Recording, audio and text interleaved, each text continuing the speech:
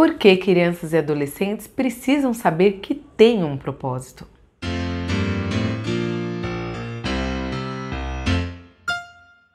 E aí, tudo bem? Meu nome é Débora Vieira Mendonça, sou psicóloga, ministra das crianças e dos adolescentes da PIB de São Paulo. Você é muito bem-vindo ao Tem Gente Atrás de Nós. Toda terça-feira você vai encontrar aqui um vídeo de histórias bíblicas e quinta, um vídeo de aplicação prática para o vídeo de terça.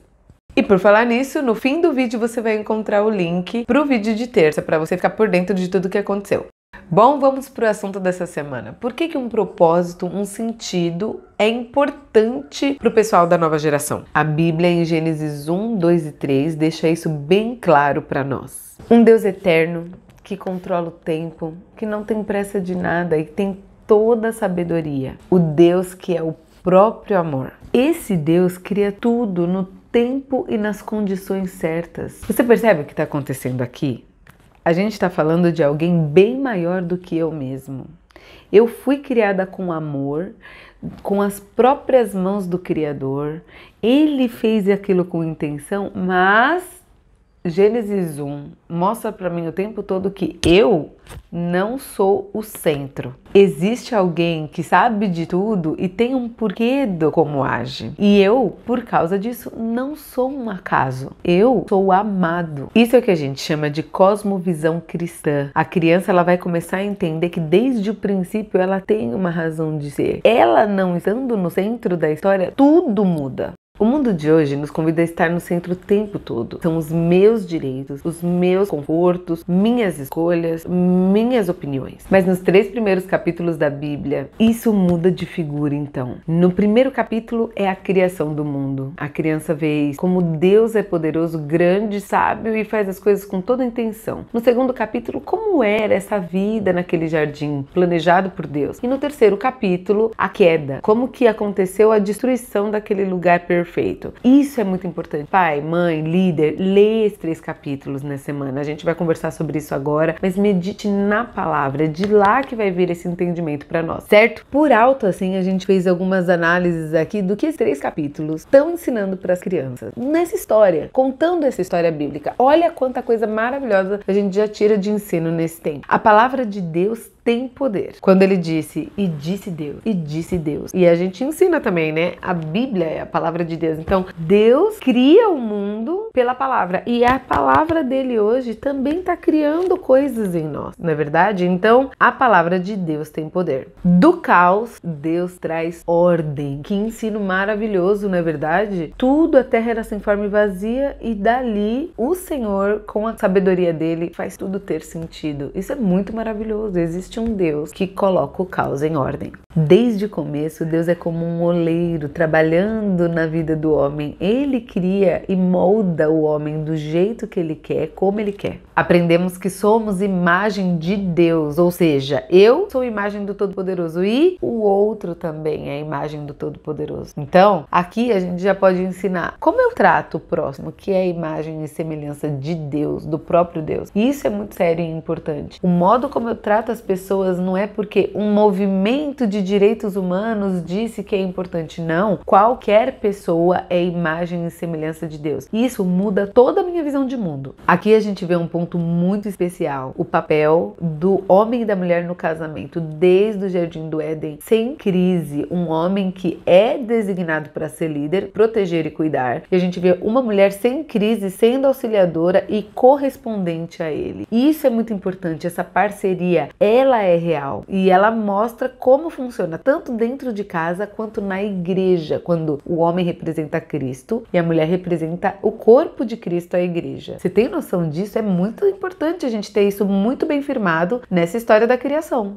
Hoje em dia a gente vê muitas questões sobre o papel da mulher, não é verdade? Então, quando a gente ouve normalmente a questão de ser auxiliadora, a gente hoje fica com aquele pé atrás já. E é menos, é subjugada, ela tá numa situação, numa posição inferior ao homem. E de modo algum a Bíblia deixa isso claro. Não. Auxílio aqui é um título dado ao Senhor Deus. Ele é o nosso auxílio, ele é o nosso refúgio, ele é o nosso conselheiro. E a mulher, ela recebe esse papel desde o Jardim do Éden para corresponder ao homem, ser parceira dele. Então, como é bom a gente ter isso claro, mulheres, e ensinar as nossas meninas assim também. Pela palavra, Deus cria o mundo. E pela palavra, o diabo convence Eva a fazer o que estragaria o plano de Deus. As palavras têm poder. Então, o que sai da sua boca? Então a gente vê o pecado entrando no mundo. E o que é o pecado ali em Gênesis 3? É a confusão de não perceber o limite de alguém que é todo poderoso, ele me quer perto, ele é meu amigo, mas ele é Deus e eu não sou Deus. Eu querer ser igual a Deus, eu querer ter as minhas opiniões. Então essa autossuficiência, desobediência e essa ganância de querer ser Deus, isso é o pecado original. O diabo usou uma dúvida sobre o caráter de Deus para Eva. Ele põe as questões, né? Deus não deixou você comer nenhum fruto do jardim? Nossa, que Deus é esse, né? Então, Eva começa a duvidar do caráter de Deus. E é assim que o diabo trabalha nos nossos corações. O diabo, então, foca na proibição de Deus, no que ele falou não, e não na provisão, né? Em tudo. E ele fez com que a Eva olhasse também para esse caminho. Mas eles quiseram ser tanto iguais a Deus que acabaram nos humilhados, envergonhados. É isso que acontece com quem tenta chegar e desrespeitar a honra do Senhor. E a consequência do pecado, então, foi o distanciamento entre homem e mulher. Eles ficaram com vergonha e se esconderam. E o distanciamento do homem e Deus, que também o homem com vergonha se escondeu de Deus. Lembrando que a serpente, a Bíblia diz, ela era a mais sagaz de todos os animais. O diabo, ele não chega pra gente como algo feio, né? Ele chega com a sua esperteza. O fruto era bonito, belo, agradável aos olhos. É como um veneno de gosto bom. Eu acho que é bom, mas no fundo aquilo vai me levar à morte. Não adianta eu ficar querendo conversar como Eva fez, dar ouvido, não. Ou eu resisto ou eu fujo. A Bíblia ainda fala em Efésios 6 sobre a gente usar uma armadura para resistir firme às ciladas do inimigo, né? Então não é brincadeira. O diabo, quando vem, ele vem com força, só que muitas vezes, se não estamos preparados, a gente não percebe. Então temos que ter cuidado. Bom, então tudo estava estragado, difícil, mas como Deus veio conversar com o homem, né? Isso é tão especial. Ele chega com firmeza, falando, né? Onde você tá, Adão? Como se ele não soubesse. Ele faz Adão pensar. Como Deus trabalha com perguntas. Você faz perguntas para os seus filhos? Muitas vezes, o que você quis dizer, filho, com isso? Como que é isso? Deus faz isso com Adão. Ele faz ele pensar, onde você está? E Adão começa a responder. Ele não chega acusando Adão de cara. Ele quer conversar como alguém que está ensinando, mesmo Adão estando errado. Agora, quando Adão é confrontado com o seu pecado, ele mostra o padrão que vai acontecer com toda a humanidade depois dele. Adão não assume a culpa e ele joga, ele acusa quem fez ele pecar. Esse é o padrão que Satanás faz, né? A Bíblia chama Satanás de o acusador. E nós fazemos isso quando não estamos no Espírito de Deus. Nós não assumimos nossa culpa e acusamos. Bom, gente, olha, essas aqui foram algumas das pinceladas. Tem tanto mais para a gente tirar desses textos, mas o mais importante dessa primeira parte da Bíblia é a criança entender que Deus leva a sério a criação dele. Ele é a criação do Senhor. E ele leva muito a sério o pecado. Ele tem consequências. Deus expulsa Adão e Eva do jardim e coloca 2 querubins que proibiram a entrada deles no jardim do Éden. Então, o pecado tem consequências para você que é pai e mãe, e isso é bíblico e é muito importante. O nosso Deus, Senhor de todas as coisas, mostra isso é certo e isso é errado. Ele trata com amor, mas ele não passa a mão na cabeça. Eles tiveram que lidar com as consequências do pecado. E por fim, nessa primeira parte da gente analisar o livro, né, esses 3 capítulos, a gente vê que, apesar de toda essa confusão, Deus promete que o descendente da mulher esmagaria a cabeça da serpente.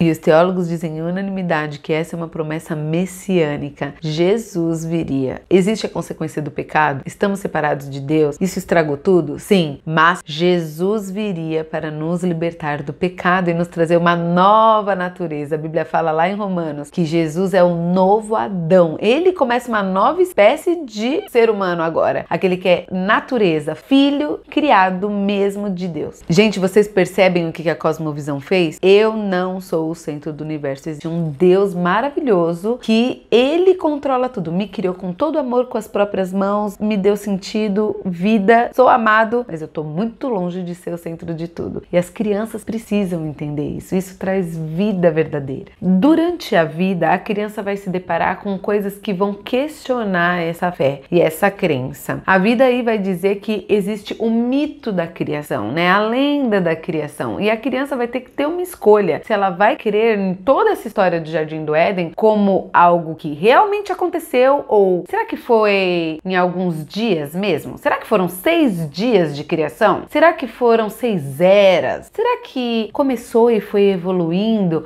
Há muita discussão. Sabia que até entre teólogos cristãos, alguns cristãos, teólogos, cientistas, dizem que foi realmente em 6 dias corridos. Outros não, que foram em eras. E aí, são os mistérios.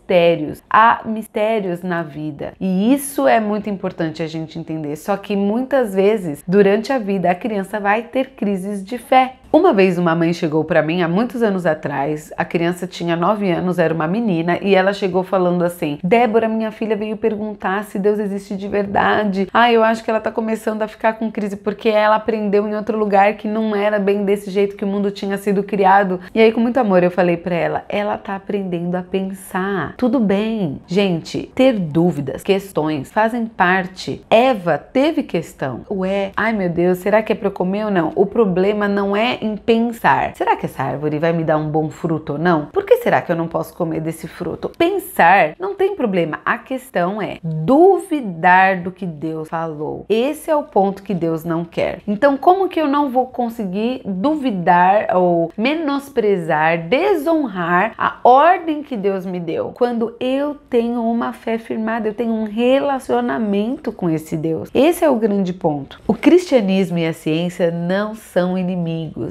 Eu cresci com o meu pai sendo físico nuclear e ele sempre me ensinou vários cientistas cristãos que durante o tempo foram mostrando como Deus é o Senhor da ciência. Nós não devemos ter medo da ciência. A questão é, tudo aquilo que eu vejo, que eu aprendo, eu tenho que colocar a Bíblia acima daquilo. A Bíblia, como cristã, ela tem autoridade sobre a minha vida. Então eu posso ler todas as coisas, pensar, pesquisar mais. Eu sempre coloco aquilo embaixo da autoridade bíblica. O ser pensante que vai chegar a essa conclusão, ele vai ver que Deus viu tudo e viu que é muito bom o que Deus faz. Por isso que Deus santifica o sábado. Por isso é tão importante a gente não ter medo de pensar e não ter medo que a nova geração pense também. Porque o ser pensante foi criado por Deus e esse ser pensante vai chegar à conclusão de que, uau, eu fui criado com amor. Olha, Deus fez isso no final da criação dele. Ele olhou, viu que era muito bom, né? Gênesis 1:31, que fala: eis que Deus viu tudo quanto fizera e eis que era muito bom. O homem no sábado, ele vai fazer isso também, né? Deus convida o homem no sábado a descansar, desfrutar de toda a criação, descansando no Criador que faz tudo com intenção, amor, sabedoria, e isso só pode fazer quem é pensante. Então não tenha medo de pensar. Essa geração precisa de gente que paga o preço dos mistérios da Bíblia. Existe um livro muito especial chamado Geração Perdida e esse autor, ele tem vários livros nessa temática.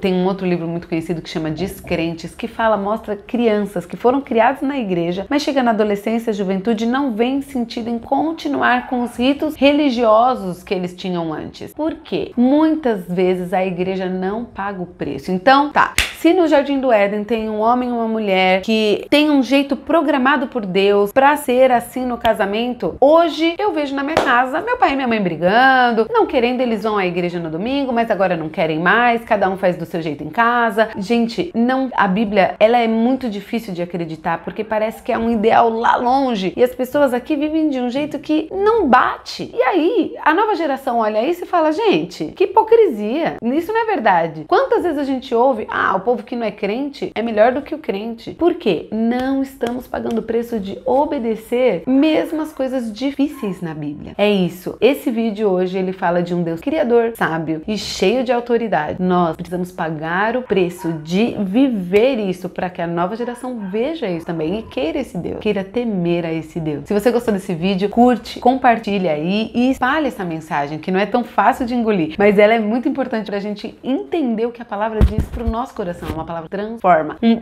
grande beijo. Terça-feira, novo vídeo para você com uma história bíblica e quinta, a aplicação dessa história. Agora você tá vendo aqui o vídeo para você ver o vídeo de terça-feira. Então, clica aí e entende melhor, tá bom? Um beijo.